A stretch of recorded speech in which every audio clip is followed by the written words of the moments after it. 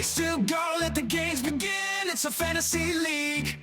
Gonna make some noise within. Got my team assembled, ready to take the crown. I'll dominate this league, tear it down to the ground. I've got my strikers up top, ready to score the goals. Midfield maestro in the show, control the flow. Defensive wall standing tall, won't let them through. Goalkeeper with the gloves, gonna save me too. 38 weeks to go, gonna rule this game. I'm the boss, yeah, I'll take fame with my fantasy team. Gonna rise to the top, no one can stop me. Gonna make them drop. Hello, everybody, and welcome to 38 Weeks to Go, your weekly podcast about fantasy football. Game week 6 is done. It was not a great week for me. How was it for you? I'm really happy game week 6 is done. There are 32 weeks left to go, so there's still a chance to improve. So let's look at my team. So I got a mighty 38 points, which is really nothing. And the biggest disappointment was Bruno Fernandes, -2 points. I don't even know what to say. But that was not fun. The best performer on my team that played was Ollie Watkins, who got 11. My captain was Haaland, who got 4. Then I had Wood, who got 2. Luis Diaz 2. Barnes 2. Morgan Rogers got 7. Mazrui got 0, which is better than -2, I guess. Robertson got 2. Guardiola really helped me at the back with 9. And Raya got 1. On my bench, I got 9 points from Gordon and 8 points from Anderson. That was really painful, especially when you get nothing like I did. I am hoping that you guys have had better luck than I have. So, what lessons did I learn? The first one is that I have kept Bruno Fernandes in my team for too long, so I immediately got rid of him, and I replaced him with Palmer. I had gotten in Harvey Barnes because of his streak, but I'm going to keep him, so I'll have to let Gordon go. And then I brought in Dwight McNeil from Everton. I'm happy that I moved from Isak to Watkins. That has been a very good move so far. Defenders, it's just really luck. Man United seemed good at the back, and now they're looking like a complete liability. Robertson and Liverpool's defense looked good, but it seems like Konate is the man to have in that Liverpool defense. I knew Arsenal were not going to be keeping clean sheets for long, but I didn't expect it to go against Leicester. But the biggest lesson for me was that I should be more open to looking towards other alternatives other than Haaland. And then last season, I had come up with a theory, and the theory was this, and this is to do with Haaland. One of them was that he does not perform in big games, and then the other was that he doesn't do well when the defenders are as big as him, and Newcastle tend to have defenders that are as big as him. Game week 6 was rather different from the others in that there were 2 clean sheets, meaning that very few people had clean sheets unless you had scoring defenders. Now, the 2 clean sheets came, I guess, in unexpected fashion. Spurs don't keep clean sheets, but they beat Man U 3-0. Nottingham Forest lost to Fulham 1-0. And I guess we can start off with the most disappointing match of the weekend. Spurs 3, Man United 0. This match makes me raise the question, when will we accept that Manchester United are not a top 4 team? We keep treating Manchester United like they're Arsenal or Manchester City.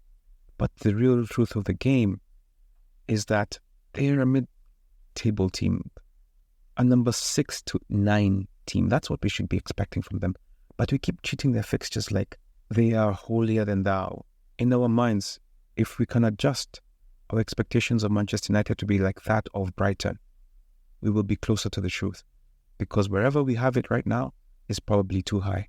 Their defending was horrible. That first half should have been more. Tottenham were just the better team. And you see, the thing about Tottenham is that you know that they're going to press. They're going to try and press you and make you make mistakes. And they don't really do anything else well. But Manchester United, it's like they don't have a scouting division. Anyway, I'm going too much into it, but they don't defend well, and they were exposed poorly in this game, or greatly in this game.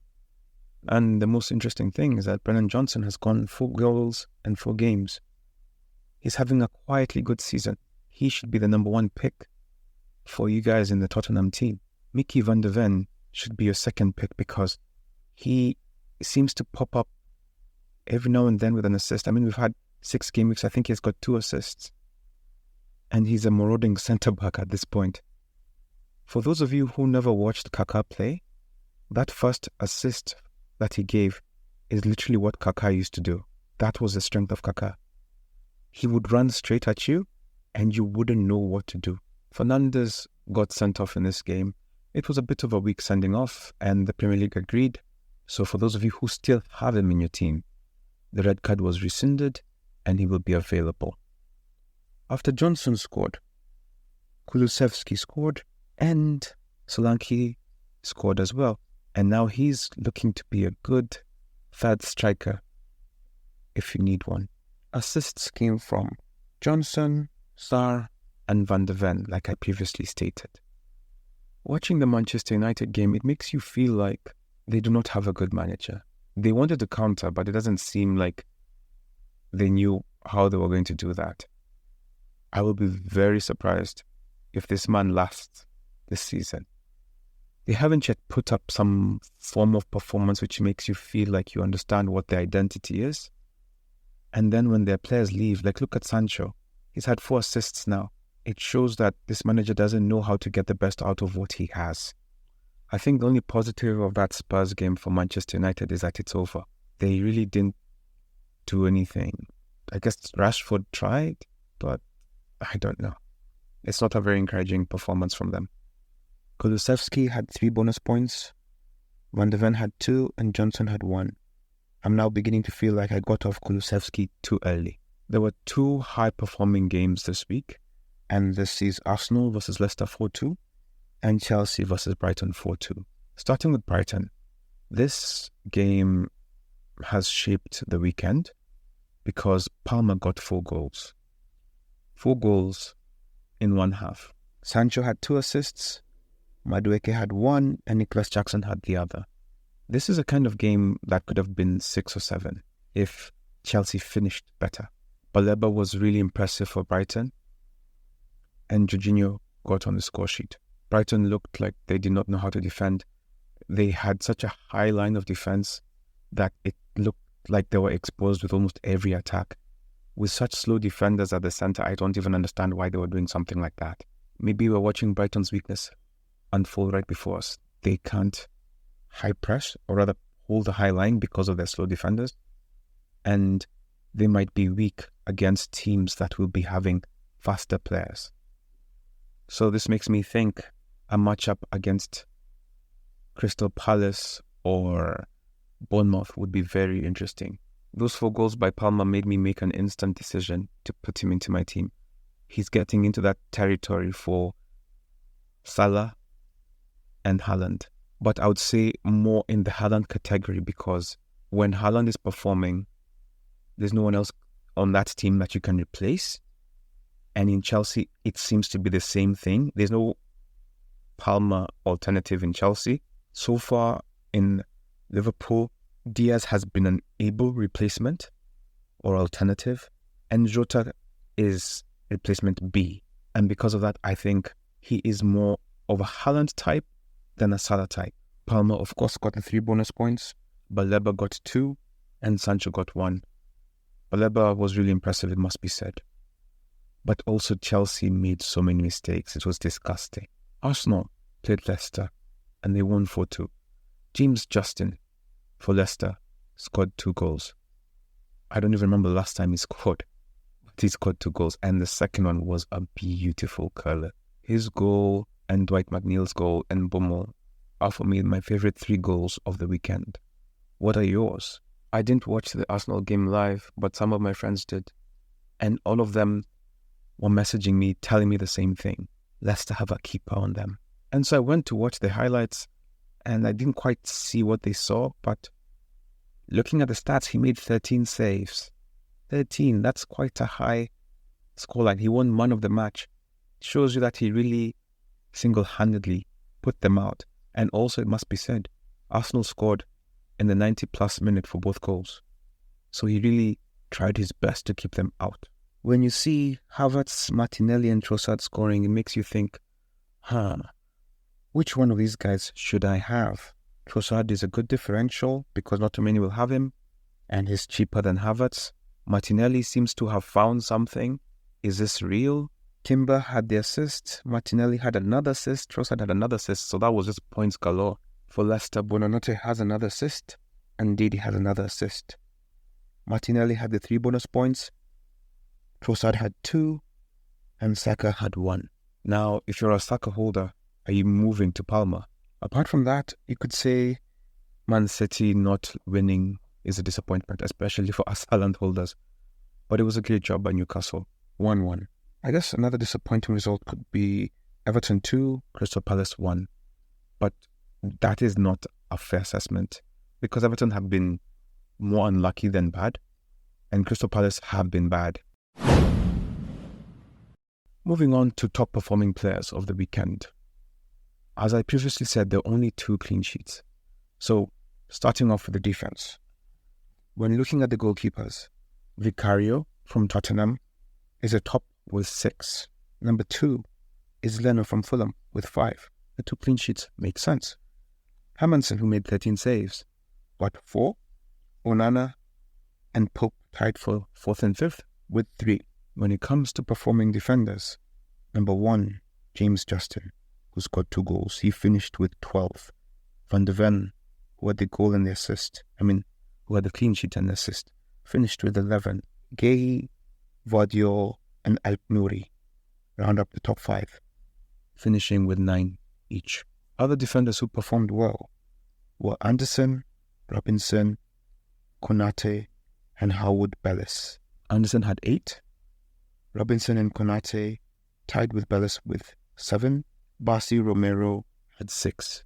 Midfield was king, and I'm just going to read everybody who got 10 points or above. Palmer was best. He finished with 25 points. Dwight McNeil finished with 15 points. Martinelli, 13 points. Trossard, 12 points. Baleba, 12 points. Johnson, 11. Kulusevski, 11. Cook, Salah, Souček, 10. When it comes to forwards, Delap finished with 12. Watkins finished with 11. Evan Nielsen finished with 9. Raul finished with 9. Havertz and Solanke round up the top 5, tied with 6. Moving on to the stats. Spurs beating Manchester United. They have now scored more goals at Old Trafford than Manchester United have this season. They accumulated an XG of 4.59, which means that they have accumulated more expected goals than Manchester United have so far this season. Spurs and Liverpool have now scored more goals at Old Trafford than Manchester United have. A funny stat. So Everton finally beat somebody this season, and that was Crystal Palace 2-1. And that means over the last 15 games, Everton have gotten more points than Manchester United. Mbeumo scored within the first minute of a game again for the 3rd week in a row, and that means that Brentford have become the first team in Premier League history to score a goal in under a minute in their first 3 consecutive games. Cole Palmer scored 4 goals in a half. That's the first time that has been done in Premier League history. He did that in 19 minutes and 57 seconds. You'd think that would be the record, but no, the record belongs to Jermaine Defoe. He scored 4 goals within 17 minutes and 15 seconds. And 56 seconds when they beat Wigan 9-1. And let me tell you something. Jermaine Defoe that season was a trap. So with those 4 goals, Palmer joins a special group of people who have scored 4 goals in one half. Sergio Aguero has done that twice. Solskjaer has done that once. And Jermaine Defoe has done that once. In the Premier League, 4 goals have been scored on 41 separate occasions, but only 5 times has it been done in one half. Palmer is closing in on 2 records. Right now, he is tied, can you believe this, to be Chelsea's top hat-trick getter. Tied. He's only been there for like 2 seasons. He's already tied. Goodness, Chelsea's a scam. All these Drogbas and Lampards, you'd think that they would have scored many. But no, 3. 3 hat-tricks. Like when he scores his next one, he'll be Chelsea's top hat-trick scorer in his second season. I don't even know if that's embarrassing or funny. I don't even know. But it's something. The last time somebody scored 4 goals in the, I guess, what would be the Premier League, but then it's not, but the old division, was when Bury beat Sheffield United 7-1. Charlie Sager scored 4 goals in the first half. And that was in November 1904. So the Premier League didn't exist. So Premier League record it is. Manchester City considered a penalty to Anthony Gordon. He was tackled for the penalty. Since the beginning of last season, he has earned Newcastle 7 penalties. The next player since then has only gotten 3. I'm really feeling bad about my decision now. Maybe I should bring in Gordon back for Harvey Barnes. Ipswich are on an unlikely 4-match unbeaten run. John Duran's scoring streak is over. 5 teams haven't won a game up until now, and this is the most amount of teams that haven't won a game since the 1955-56 season. Cole Palmer has now scored 10 of his first 10 penalties, which means he is now second in most penalties scored without missing. Number 1 is Yaya Toure, who has 11. So if he scores his next penalty, Cole Palmer will be tied with Yaya Toure for being or having scored the most penalties without missing. Now, I know some of you will be thinking, what about Ivan Toney? He has a great penalty record. He also reached 10 in a row, but his 11th one was saved by Pope in the 22-23 season. Raul Jimenez has scored all 8 of his Premier League penalties, so he could be chasing this. So let's also watch that as the season goes. His goal got him to become a player who scored 50 goals, and that makes him the second Mexican in Premier League history to reach 50 Premier League goals. Looking at our table, the highest points this week were gotten by Angulanayo Kijana Imama, manager of Back to Business. They got 98 points, which saw them rise to number 10. And the luck that this manager had was that Son did not play. Son was their captain. Son did not play. Palmer was the vice captain. And let this be a very important lesson to you all. Setting up your vice captain is just as important as setting up your captain. Palmer got 50 points as his captain. Then he has Eze, Luis Diaz, and Mitoma in his midfield, who gave him 2-2-2.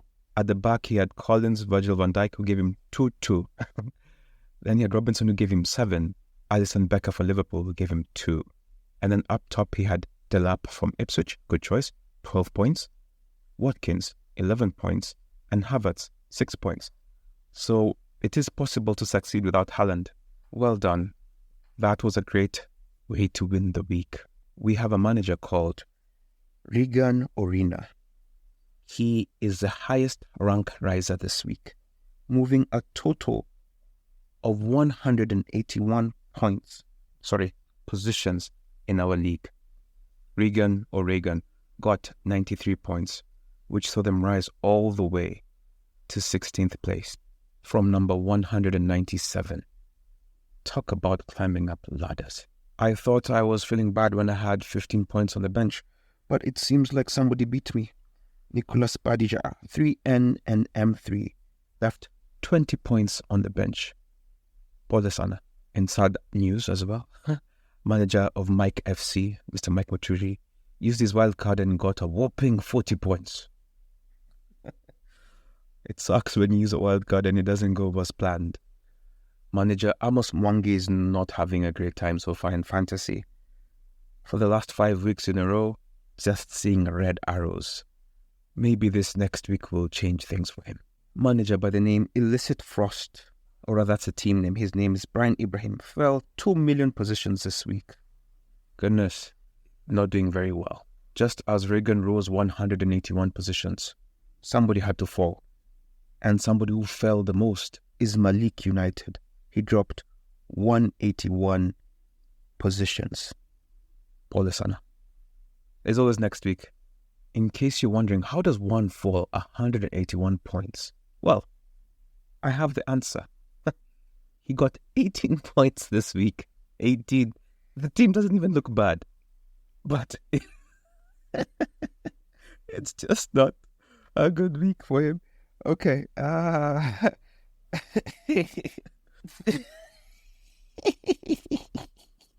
Okay, let me just compose myself. Okay, hold on. Okay. So, captain was Haaland. He got 4 points. Striker, Awoniyi, 1 point. Then he got Kudus, 1 point. Bruno Fernandes, -2 points. Iwobi, 3 points. Saka, 3 points. Nkunku, 1 point. Pedro Porro, 5. Konsa, 1. Matty Cash, 0. Raya, 1. So you see, it's not a bad team, but sometimes you just have the wrong players in good teams.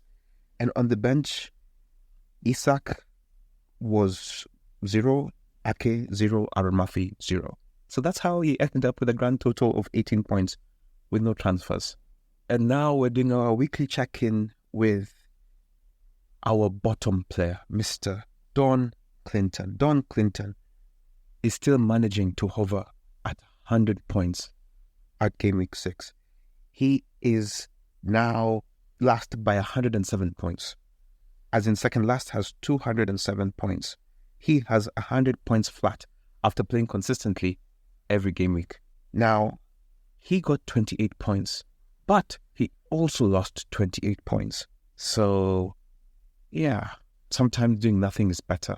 But then again, our Mr. Licit got 18 points and he didn't make any transfers, so I'm not sure which one's better than which one. The team with the lowest team value is Namari, managed by Richard Madegwa. His team value is 98.7. That means everybody in his team is just losing value. It's going to be tricky for him to make transfers. As in just this week, he's lost 0.5 in value. That's painful. Sobovic FC has been rising, just green arrows. This is his 5th week with green arrows all across. Suleiman FC is still having an impressive week. He gained an impressive 39 points thanks to his substitutions this week. Well done to you, Mr. Suleiman. If anybody knows him, please let me know. I'd like to interview him at some point. I just can't get a hold of anybody. The most unique captain choice this week was Emil Smith-Rowe, chosen by Hector Orembo. Our manager of the month is James Victor, who got 216 points in this month. Angola Nayo Kijana Imama, back to business, is number 2 with 214 points. Mr. Suleiman is number 3 with 213 points. Sobovic FC is number 4 with 211 points. And Brian Morilla is number 5 with 210 points. The average point for our game week for our group was 57.9. So if you got below 57 points, you're doing worse than the rest of the group. The most captained player in our group was Haaland. 60% of us captained him. Number 2 was Salah, with 28% of us captaining him. Number 3 was Watkins, with 4% captaining him. Number 4 was Palmer, which was a two-way tie with Saka. 2% of us captained him. In terms of ownership of players in our group, the top 10 are: number 1, Haaland, 86% of us have him. Number 2, Palmer, 60% of us have him. Mo Salah, 58% of us have him. Emil Smith-Rowe, 52% of us have him. Luis Diaz, 46% of us have him. Raya, 42% of us have him. Trent, 42% of us have him, along with Rodgers. Watkins, 36% of us have him. Saka, 32% of us have him. So those are the most commonly chosen players in our group. If you want to make headway in the table, you might look to get others who are not those players.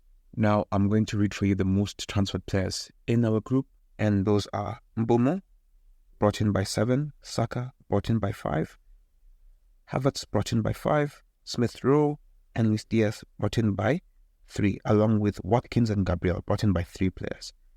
Most popular players out, number 1 is Isak, with 6 players removing him, Salah 5, Pedro and Diogo Jota removed by 5 each, Smith Rowe and Eze, 2 players removed them, along with Robinson, Madueke and Munoz. So those are the most transferred players in and out of our league. Globally, the most selected player was Haaland. The most captained player was Haaland. The most vice-captained player was Salah. When looking at the most brought-in players this week, number 1 is Palmer, me included. 568,000 people have brought him in. Number 2, Mbomo. 293,000 have brought him in. McNeil, 220,000 have brought him in. Jackson, 236,000 have brought him in.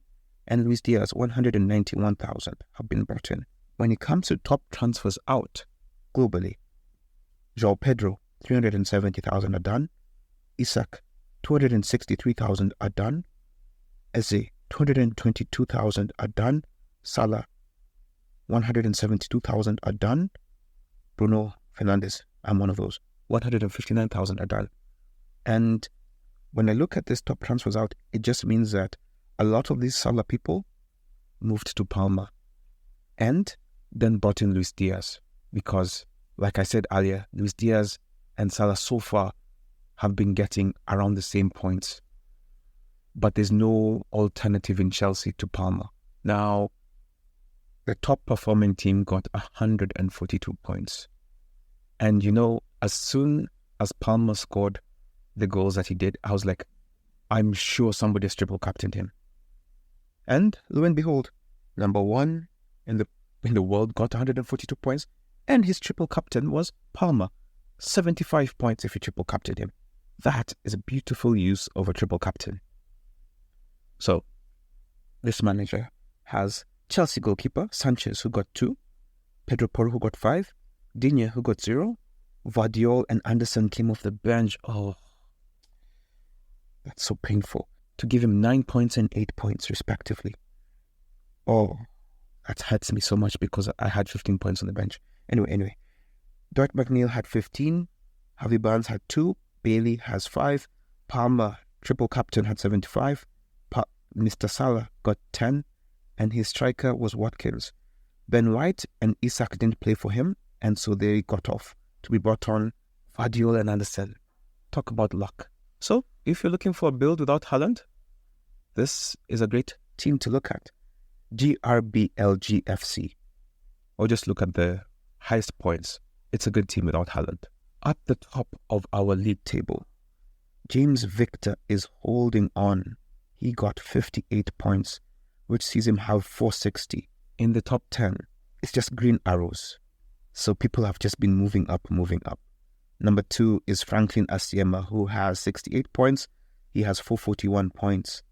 Arnold Midunga, manager of Big Man Bossy, 68 points as well, 438 points.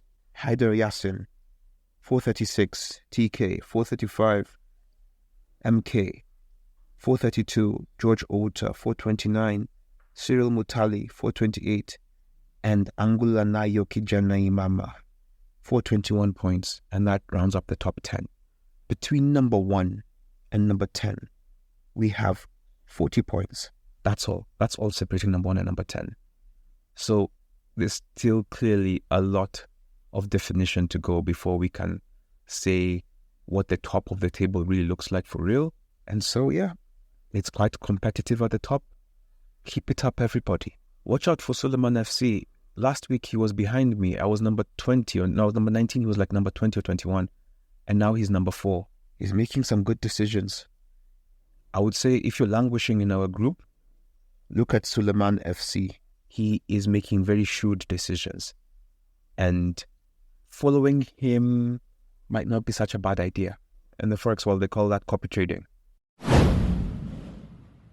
So, before we look at the fixtures for Gameweek 7, let's go over injury updates. From Arsenal, Tierney is out, Odegaard is out, Zinchenko is out, Ben White is doubtful. For Villa, Kamara is out, Mings is still out, Matty Cash is out, and McGinn is out. For Bournemouth, Tyler Adams is out. For Brentford, Rico Henry is out, Josh Da Silva is out, Igor Thiago is out, Gustavo Nunes is out, Jansen is out, Wissa is out, Nogard is doubtful, Aaron Hickey is out. For Brighton, March is out, Riley is out, Milner is out, Gruder is doubtful, Pedro is out, Adingra and Van Hecke are doubtful, but most likely out. For Chelsea, Rhys James is out, as usual, and Kellyman is out. For Palace, Chadi Riyad is out, Frank is out, Doucouré is out, Chris Richards out. For Everton, Patterson, Chermity, Broja, Coleman out. For Fulham, Carlos Vinicius is still out. For Ipswich, Harry Clark is out. For Leicester, Patson Daka, Stolaric, and Vestergaard are out. For Liverpool, Harvey Elliott, Chiesa, and Jota all have knocks, so they'll be doubtful. For Man City, Bob is out, Ake is out, De Bruyne is out, Rodri is out. Wow, those are big misses. For Man United, Malacia is still out, will he ever play? Yoro is out, Lindelof, Luke Shaw, out. Kobe Mainu has a knock, doubtful. Mason Mount, out. For Newcastle, Botman is out, Miley is out, Lascelles, Callum Wilson, Isak is out, Target out, Tonali doubtful. For Nottingham Forest, Danilo and Sangare are out. For Southampton, Bazunu, Sulemana, Smallbone are out. For Spurs, Richarlison, Odegaard, Udoji are out. Son Heung-min has a knock, so he's doubtful. West Ham, Fulkrug is out. For Wolves, Gonzalez, Traore, Kaladzic, Bueno, Mosquera, and Mapiu are out. Game week 7 begins with Liverpool taking on Crystal Palace. Crystal Palace have been very poor. They lost to Everton, but they have just been poor. Without Olise, they are just not looking good. In the podcast previously, I spoke about how replacing Zaha was great with Eze and Olise. Now, Eze alone is not good enough. And if you ask me, the person they should have signed this summer was Semenyo. Semenyo is the man who would have been a great, almost like-for-like replacement for Olise in terms of what he can offer. Nketiah so far isn't it. He might be it, but there's too much development and unknown with him. Crystal Palace have scored in 5 of the last 6 games, so they can score. They just don't seem to be able to win. Liverpool have had 4 clean sheets in 6. They're better defensively and they're better going forward. I strongly believe that Liverpool will be favourites for this game, and this would be a very good choice for captaincy for either Salah or Diaz, depending on how you're flowing, or Jota even. And those, coincidentally, are the top 3 players I would recommend. However, if you're looking at the back, if you can afford Trent, he would be the one to have. Or if the keeper is the one you have, keep him. Or if you're like me, you have Robertson. However, recently, Konate has been scoring the last 2 games, so he might actually be the best defender to have from that team. But also maybe it's 2 and done. Gabriel scored 2 goals, stopped scoring. Maybe Konate scored 2, maybe now he's going to stop scoring. Gay scored for Palace last time out, but I wouldn't recommend him because I believe they're going to concede. Mateta and Eze are the only 2 players I'd be able to recommend from this team until we know otherwise. Palace have Forest, Spurs, Villa, Wolves and Fulham next. Now, in theory, some of those fixtures are very winnable, but they are not in good form. So I'll just wait and watch. Liverpool are playing Chelsea, Arsenal, Brighton, and Aston Villa next. So their fixtures really ramp up in terms of difficulty. So choose their players with caution and maybe wean yourself off their defenders. Arsenal play Southampton next, and this game should be a walkover. Southampton are still trying to play whatever football they think is great, and it isn't. They do not have the personnel or the capacity to achieve what they're trying to do. Brentford hammered them, I believe we could be looking in for 5-6 in terms of goals from Arsenal. I just believe it will be a walkover. I want to bring even an Arsenal defender in for this.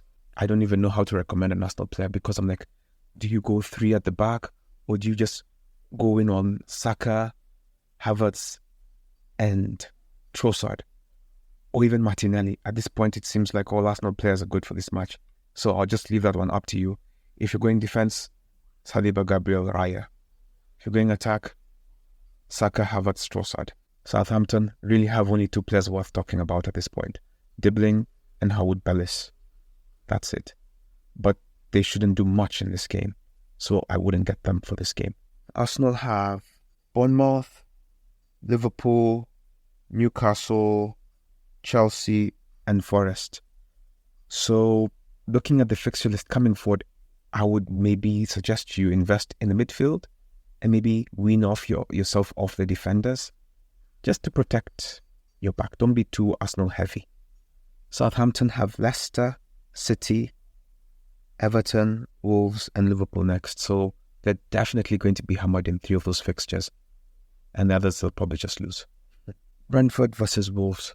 Wolves have won 3, drawn 1, and lost 1. So they're favoured historically in this fixture. However, Brentford have been in good form of late. Well, and in good form I just mean for 1 minute and 1 minute only, they can score. They can take the lead. So will they score again in the first minute? Bruno is your best bet from Brentford. Number 2 would be Fabio Carvalho. From the Wolves side, I would suggest Cunha, Strand Larsen, and Ait Nouri. Like I've said a few times on the podcast before, Ait Nouri's greatest strength is that he always finds himself close to the goal. What's he doing there? Nobody knows, but he's always there. He's like, he really wants to be Gareth Bale, but he's not. But he's always up there. So he's the defender with the highest chance of scoring, not because he can score, but he finds himself in those positions. I would actually encourage you guys to get into Brentford. They have Wolves, Man United, Ipswich, Fulham, and Bournemouth. Those are all winnable games. Wolves have City, Brighton, Palace, Southampton, and Fulham. So outside City, their fixtures are beginning to look better. Leicester versus Bournemouth. James Justin was incredible for Leicester last time out. It was his first time to score 2 goals in 248 appearances. They lost to Arsenal, but that was expected. But it just shows that they have fight in them and they will continue to fight. From their team, I would say Buonanotte, Mavididi, and Vardy are the best options.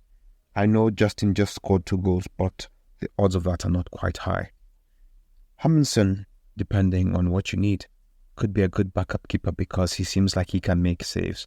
13 saves is no joke. For Bournemouth, I would say Evan Nilsson, Semenyo, and Lewis Cook. Those should be the 3 you're looking at. And then if you're looking a bit low, Tavernier and Ouattara. After this, Bournemouth have Arsenal, Aston Villa, City, Brentford, Brighton. So the next few fixtures will be increasing in difficulty, but they're no pushovers themselves, so they will be competitive matches. Just maybe don't invest in their defenders. Leicester will have Southampton, Nottingham Forest, Ipswich, Manchester United, and Chelsea. And to be honest, they can score in each and all of those games. It's just a matter of deciding who your player will be. Man City versus Fulham. Man City, in the last 5 tries, they have beaten Fulham 5 times. They're the stronger team, they're the better team. I believe they will be favourites and I believe they will win. Marco Silva does not set out to defend, and because of that, I do not think he has the capacity, or that his team has the personnel to hold Manchester City. I would say Haaland, Foden, Savinho, Doku. Whichever one of those you'd prefer, those would be the best players to get. Manchester City's defense is suspect. Your best hope is getting somebody like Lewis, who may or may not play, over Joe.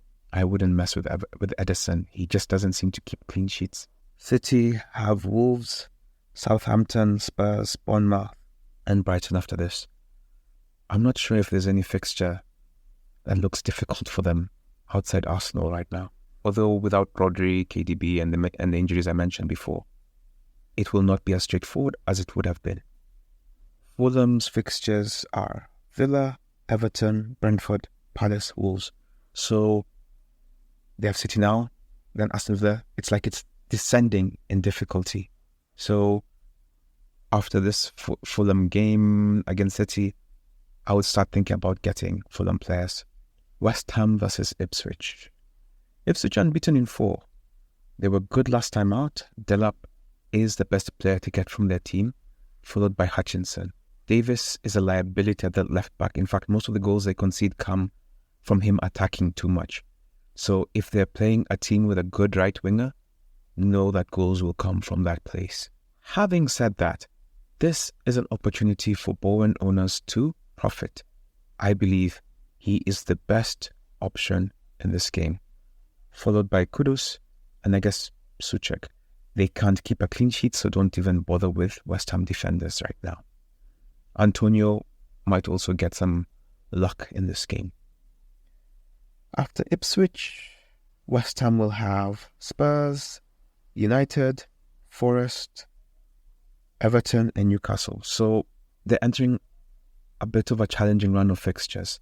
And given who they are, and by that I mean we don't know who they are, anything can happen. So just choose your players carefully, or just choose one. Bowen. Ipswich have Everton, Brentford, Leicester, Spurs, and Man United. After the incredible difficult start, it seems like these fixtures are not as difficult. Their fixture list suddenly seems not as challenging. And they have proven that they are tough to beat, that their football works, unlike Southampton. So Delap is probably the best option from their team, and I would encourage you to get him.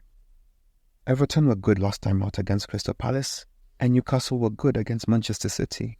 Now, just like Ipswich, I feel like Newcastle have a problem at the left-back position. Unfortunately, Everton only have Harrison in that position. Maybe if they move in Ndiaye on that side, maybe he'll cause them trouble. But Newcastle are not impenetrable. They're a good defensive team, but they're not impenetrable. They have a bunch of guys out, but they're still strong. From the Everton side, Dwight McNeil, from Everton, Branthwaite is back. A few episodes ago, well, I've been saying this for a while. Once Branthwaite is back, there will be a better defensive unit. And what do you know? He comes back and they win their first game, first attempt. And I believe we are going to be in line for a series of much improved Everton performances. They have just recently been taken over, so it also means their financial troubles will ease. This also means that Sean Dyche, this is probably his last year in the job, regardless of whatever he does. And so just enjoy Everton. They seem like they're going to be good. So Dwight McNeil, Dominic Calvert-Lewin, and Ndiaye. Those are the 3 best prospects from their team. From Newcastle, Gordon scored in the last game, Harvey Barnes, and maybe Joelinton, because Isak is not quite fit. So Harvey Barnes and Gordon will be the main people. Everton will play Ipswich, Fulham, Southampton, West Ham, and Brentford. And honestly, these are all fixtures they can get a result in. Newcastle will have Brighton, Chelsea, Arsenal, Forest, and West Ham. So their next 3 difficult fixtures, or rather the next fixtures will be difficult, and then it'll ease up by the time they reach Forest. Forest are no pushovers, but relatively speaking, they should be easier. And for you Trippier lovers, I hope your belief in the Newcastle defense has been shattered by now. I really hope so. You do not need Trippier anymore. This is not 2 seasons ago. That ship has sailed. On Sunday, we will have a marquee fixture, and at this point, calling it Manchester United a marquee fixture is a bit off. They're playing Aston Villa, and I'm not sure they will be able to cope with Morgan Rogers and Watkins and Bailey, who will be the 3 top players I'm recommending from the Aston Villa team. Rogers, Bailey, Watkins. For Man United, Bruno Fernandes will still be there, but I don't know if that means anything at this point. They don't seem to be able to defend well. if they're put under any form of pressure, they seem to buckle. Rashford has been looking good. Zaxi has been causing trouble. Garnacho had chances in the last game. So I would say Garnacho, Rashford. Yeah, I don't see why you'd have 3 players from that team, but those are the 2 I would feel comfortable recommending. After United, Aston Villa will have Fulham, Bournemouth, Tottenham, Liverpool and Palace. So it's a mixed bag, but they should be able to challenge. Man United will have Brentford, West Ham, Chelsea, Leicester and Ipswich. So they have some easy fixtures, or at least easy-looking fixtures in there. But with Manchester United, that doesn't mean anything. Chelsea versus Forest. This is a game that has potential for goals. Chelsea make many mistakes, and Forest make mistakes as well. And so I think it's just going to be a game of capitalizing on mistakes. Palmer is ice cold. He should be good. Sancho is the second player I would recommend, and Nicholas Jackson. I think those are the 3 best Chelsea players right now, and they will perform. Jackson, Sancho, Palmer. Palmer, of course, should be your first pick, followed by Jackson, and then Sancho. On the Forest side, you have Wood, Elanga, and Callum Hudson-Odoi. Chelsea are starting to look like a stable team. They have many mistakes in them, but they seem to be able to be good going forward. So if you're looking for attacking returns, I would jump into them. I jumped into Palmer. I can't afford not to have him anymore.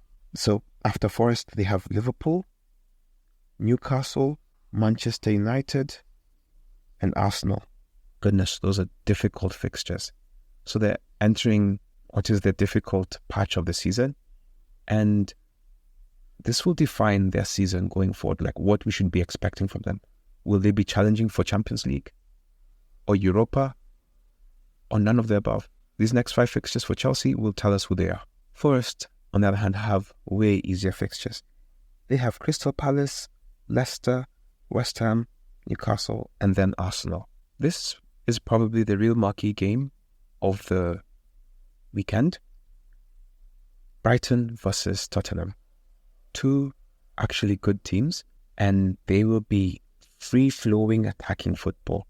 I do not expect a clean sheet in this game.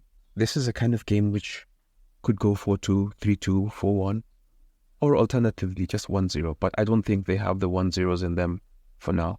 So for Brighton, I would jump on Baleba to just see if this is form.